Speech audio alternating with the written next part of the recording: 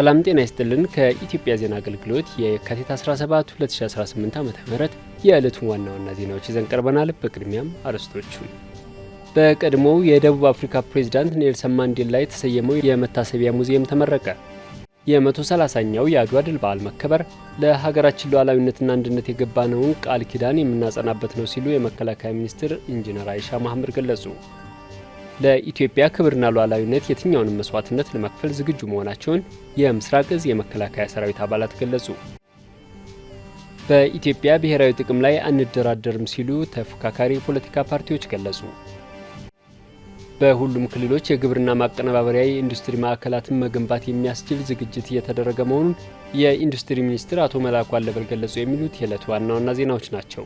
ዜናዎቹን በዝርዝር እንመለከታለን። ከዜናዎቹ ጋር አምር መሐመድ አብሬያችሁ ቆያለሁ። የቀድሞ የደቡብ አፍሪካ ፕሬዝዳንትና የጸረ አፓርታይድ ታጋይ ኔልሰን ማንዴላ በሰለጠኑበት ኮልፌ ፌዴራል ፖሊስ ፈጥኖ ደራሽ ግቢ የተሰየመው የመታሰቢያ ሙዚየም ተመርቋል። በምረቃ መርሃ ግብሩ ላይ የኢትዮጵያ ፌዴራል ፖሊስ አዛዥ ኮሚሽነር ጀነራል ደመላሽ ገብረ ሚካኤል፣ በኢትዮጵያ የደቡብ አፍሪካ አምባሳደር ኖንሴ ባሎሲና ጥሪ የተደረገላቸው እንግዶች ተገኝተዋል። የኢትዮጵያ ፌዴራል ፖሊስ አዛዥ ኮሚሽነር ጀነራል ደመላሽ ገብረ ሚካኤል በዚህ ወቅት እንዳሉት የኢትዮጵያ የዘመናዊ ፖሊስ ምስረታ 117 ዓመታትን ያስቆጠረ ከአፍሪካ ቀዳሚው ተቋም ነው። የኢትዮጵያ ፖሊስ ለአፍሪካ የነጻነት ትግል የጎላ አበርክቶ እንዳለው ገልጸው የዓለም ጥቁር ሕዝቦች የነጻነት አባት የሆኑትን የቀድሞው የደቡብ አፍሪካ ፕሬዝዳንት ኔልሰን ማንዴላ አሰልጥኗል ብለዋል። ኔልሰን ማንዴላ የጸረ አፓርታይድ ትግልን ለመቀላቀል እንደ አውሮፓውያን አቆጣጠር በ1962 በኢትዮጵያ ለወራት ስልጠና መውሰዳቸውን ገልጸዋል። ኔልሰን ማንዴላ በኢትዮጵያ ለመሰልጠን የመረጡት ኢትዮጵያ ቅኝ ያልተገዛችና የዓለም ጥቁር ሕዝቦች ምልክት በመሆኗ ነው ብለዋል። ኔልሰን ማንዴላ በኢትዮጵያውያን የፖሊስ አባላትና መኮንኖች መሰልጠናቸውን ጠቅሰው ብርጋዴር ጄኔራል ታደሰ ብሩ፣ ኮሎኔል ፈቃዱ አኬኔ፣ 10 አለቃ ፈቃዱ ወንድሙ ከአሰልጣኞች መካከል መሆናቸውን ገልጸዋል። የኢትዮጵያ ፖሊስ እውቀትና ልምዱን በማካፈል ለደቡብ አፍሪካ የነጻነት ትግል ገንቢ ሚና ተወጥቷል ብለዋል። በኢትዮጵያ የደቡብ አፍሪካ አምባሳደር ኖንሴ ባሎሲ በዚህ ወቅት እንዳሉት ኢትዮጵያ ለአፍሪካውያን የነጻነት ትግል የጎላ አስተዋጽኦ አበርክታለች። በኢትዮጵያ የደቡብ አፍሪካ አምባሳደር ኖንሴ ሎሲ በዚህ ወቅት እንዳሉት ኢትዮጵያ ለአፍሪካውያን የነጻነት ትግል የጎላ አስተዋጽኦ አበርክታለች። ኢትዮጵያውያን ጀግንነትን የተላበሱ መሆናቸውን ገልጸው የዓለም ጥቁር ሕዝቦች የነጻነት አባት የሆኑትን የቀድሞ የደቡብ አፍሪካ ፕሬዝዳንት ኔልሰን ማንዴላ ማሰልጠናቸውን አወድሰዋል። ኔልሰን ማንዴላ ለስልጠና ሲመጡ ማንነታቸውን ቀይረው እንደነበር አስታውሰው ኢትዮጵያ ለደቡብ አፍሪካ የአፓርታይድ ትግል ያበረከተችውን አስተዋጽኦ ያሳያል ብለዋል። የ130ኛው የአድዋ ድል በዓል መከበር የኢትዮጵያዊነት የጥንካሬና የጽናት መሰረት ዳግም የሚታደስበት ለሀገራችን ሉዓላዊነትና አንድነት የገባነውን ቃል ኪዳን የምናጸናበት ነው ሲሉ የመከላከያ ሚኒስትር ኢንጂነር አይሻ መሐመድ ገለጹ። የመከላከያ ሚኒስትር ኢንጂነር አይሻ መሐመድ 130ኛውን የአድዋ ድል በዓል አከባበር አስመልክተው ጋዜጣዊ መግለጫ ሰጥተዋል። በመግለጫቸውም የድል በዓሉን ከአኩሪ ታሪክ ወደ ብሩህ አድማስ በሚል መሪ ሀሳብ በሀገር አቀፍ ደረጃ ለማክበር አስፈላጊውን ዝግጅት ተጠናቋል ብለዋል።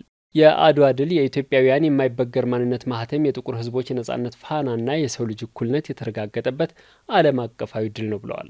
130ኛውን የአድዋ ድል በዓል ስናከብር የኢትዮጵያዊነትን የጥንካሬና የጽናት መሰረት ዳግም የምናድስበት፣ ለሀገራችን ሉዓላዊነትና አንድነት የገባነውን ቃል ኪዳን የምናጸናበት ልዩ ታሪካዊ አጋጣሚ መሆኑን ገልጸዋል። የዘንድሮ መሪ ሀሳብ ትናንት በጀግኖች ደምና አጥንት የተጠበቀችውን ሀገር ዛሬ በዘላቂ ሰላምና በልማት ወደ ሁለንተናዊ ሉዓላዊነትና ከፍታ ለማሻገር ያለንን ጽኑ ቁርጠኝነት እንደሚገልጽ ተናግረዋል። በዓሉን ምክንያት በማድረግ የተለያዩ አህጉራዊና ሀገራዊ ሁነቶች መዘጋጀታቸውን ገልጸው የአድዋ ድምጾች፣ የወጣቶች መድረኮች፣ የስፖርታዊ ውድድሮች፣ ወታደራዊና ታሪካዊ ኤግዚቢሽኖች፣ ልዩ ልዩ የኪነ ጥበብ ስራዎችና የአድዋን ድል የሚዘክሩ ዘጋቢ ፊልሞች እንደሚቀርቡ ተናግረዋል። በዓሉ መላው ኢትዮጵያውያን የነገውን ብሩህ አድማስ በጋራ የሚያልሙበት ይሆናልም ብለዋል።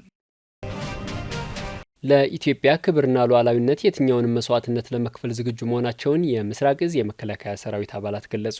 በሀገር መከላከያ ሰራዊት የምስራቅ እዝ በኢትዮ ሶማሊያ ድንበር በሀገራዊ ግዳጅና ተልዕኮ ላይ በመሆን የሀገርን ዳር ድንበር ሌት ከቀን በማስከበር ላይ ይገኛሉ። ኢዜአ ያነጋገራቸው የእዙ የሰራዊት አባላት ለኢትዮጵያ ክብርና ሉዓላዊነት መከበር በላቀ ዝግጁነት ላይ መሆናቸውን አንስተው የሀገር መከታ በመሆናቸው ክብርና ደስታ የሚሰማቸው መሆኑን ገልጸዋል። ከእዙ አባላት መካከል 100 አለቃ ጌታ ሰው የኔነህና 10 አለቃ ፋኖሴ ፈይሳ ሰራዊቱ በሁሉም ረገድ በተደራጀና በተሟላ ቁመና ላይ ስለመሆኑ ተናግረዋል። በዘመናዊ ቴክኖሎጂ ታግዞ በስልጠናና በስነ ልቦና ተዘጋጅተን ለሀገር ክብርና ዳር ድንበር መከበር በጀግነት ቆመናል ሲሉ አረጋግጠዋል። ኢትዮጵያ በጀግኖች ልጆቿ ክብሯና ሉዓላዊነቷ ሳይደፈር የኖረች ታላቅ ሀገር ስለመሆኑ አንስተው የዚህ ግዙፍ አደራ ተረካቢ ሆነው በመቆማቸው ታላቅ ክብር የሚሰማቸው መሆኑን ተናግረዋል። በመሆኑም ለኢትዮጵያ ክብርና ሉዓላዊነት መከበር በጀግንነት በመቆም የትኛውንም መስዋዕትነት ለመክፈል ዝግጁ ነን ሲሉ አረጋግጠዋል። ምክትል 10 አለቃ ይመዲ ባንጃው እና 10 አለቃ መልካሙ ሸለመው በበኩላቸው የሰራዊቱ አመራሮችና አባላት ሀገራችንና ሕዝባችንን በላቀ ወታደራዊ ብቃት በጀግንነትና ቁርጠኝነት ለማገልገል ከመቼውም ጊዜ በላይ ዝግጁ ነን ብለዋል። በተለይም ለሀገራችን ሰላምና እድገት ጸር የሆኑና የተላላኪ ባንዳዎችን እኩይ ዓላማ በማክሸፍ በሁሉም አካባቢዎች እየተከናወኑ ያሉ ግዙፍ ሀገራዊ ፕሮጀክቶች እንዲሳኩ የሚጠበቅብንን ኃላፊነት እንወጣለን ሲሉ ተናግረዋል። ከእዙ ከፍተኛ አመራሮች መካከል ሌተናል ኮሎኔል ስለሺ ብሩ የሀገራችንን ሰላምና ልማት ለማደናቀፍ የሚጥሩ ባዕዳንንና ተላላኪዎችን እኩይ ዓላማ ከርቀት ማክሸፍ የሚችል ጠንካራ ሰራዊት መገንባቱን ገልጸዋል። በኢትዮጵያ ብሔራዊ ጥቅም ላይ አንደራደርም ሲሉ ተፎካካሪ የፖለቲካ ፓርቲዎች ገለጹ። የኢትዮጵያን ብሔራዊ ጥቅም ለማስጠበቅ የሁሉም ኢትዮጵያውያን የጋራ አጀንዳ ነው።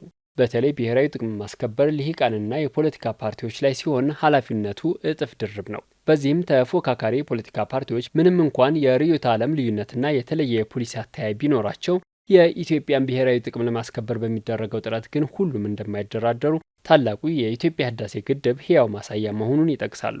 የተለያዩ የተፎካካሪ ፖለቲካ ፓርቲዎች ለኢዜአ እንዳሉት የኢትዮጵያን ጥቅም ለማስከበር በሚደረገው ጥረት ሁሉም ኢትዮጵያዊ የነቃ ተሳትፎ ሊያደርግ ይገባል።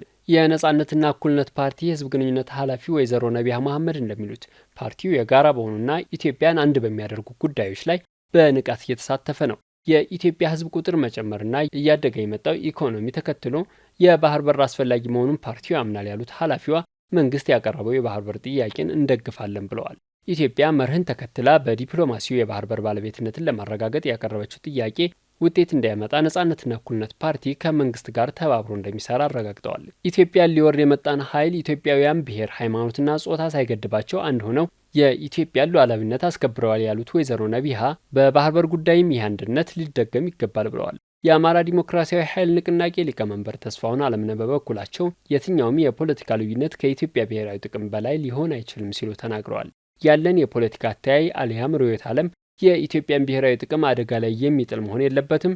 ፓርቲያችን በዚህ ላይ የጸና አቋም አለው ብለዋል። ብሔራዊ ጥቅም የህልውና ጉዳይ ነው፣ ህልውና ደግሞ ለድርድር አይቀርብም ያሉት ሊቀመንበሩ ለኢትዮጵያ ብሔራዊ ጥቅም መከበር የሚከፈለውን መስዋዕትነት ሁሉ ለመክፈል ፓርቲያችን ዝግጁ ነው ብለዋል።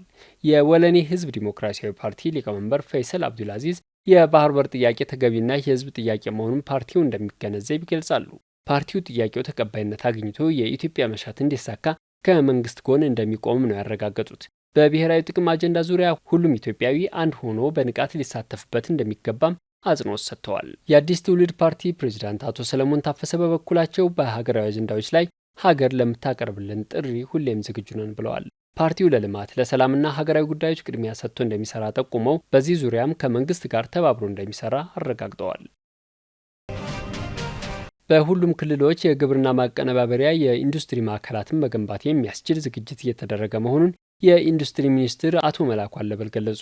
የኢንዱስትሪ ሚኒስትሩ አቶ መላኩ አለበል ለኢዜአ እንዳሉት የግብርና ምርታማነትን በማዘመን የኢንዱስትሪ መዋቅራዊ ሽግግርን ማሳለጥ የሚያስችል ስኬት እየተመዘገበ ነው። በኢትዮጵያ የግብርና ምርታማነት የተመዘገበው እመርታዊ ስኬትም ለአግሮ ፕሮሴሲንግ የኢንዱስትሪ ዘርፍ ውጤታማነት ከፍተኛ አስተዋጽኦ እያበረከተ እንደሚገኝ ገልጸዋል። ጠቅላይ ሚኒስትር ዶክተር አብይ አህመድ የመደመር መንግስት እይታ ለዘርፎች ምርታ በሚል መሪ ሀሳብ በሰጡት ስልጠናም የግብርና ማቀነባበሪያ ኢንዱስትሪዎችን የማስፋፋት ስራ ትኩረት መስጠቱን ተናግረዋል። በዚህም በሁሉም ክልሎች የተቀናጁ የግብርና ማቀነባበሪያ ኢንዱስትሪዎችን ማዕከላት መገንባት የሚያስችል የመሬትና የቅድመ ዝግጅት ስራዎች እያከናወኑ እንደሚገኝ አስታውቀዋል። የክልሎችን የግብርና ማቀነባበሪያ የኢንዱስትሪ ማዕከላት ግንባታ ውጤታማ ለማድረግም አስፈላጊውን የማስተባበር የመምራትና የአቅም ግንባታ ድጋፍ እየተደረገ መሆኑን ጠቅሰዋል። የተከበራችሁ አድማጭ ተመልካቾቻችን ዜናው አበቃ። ሰላም ሁኑ።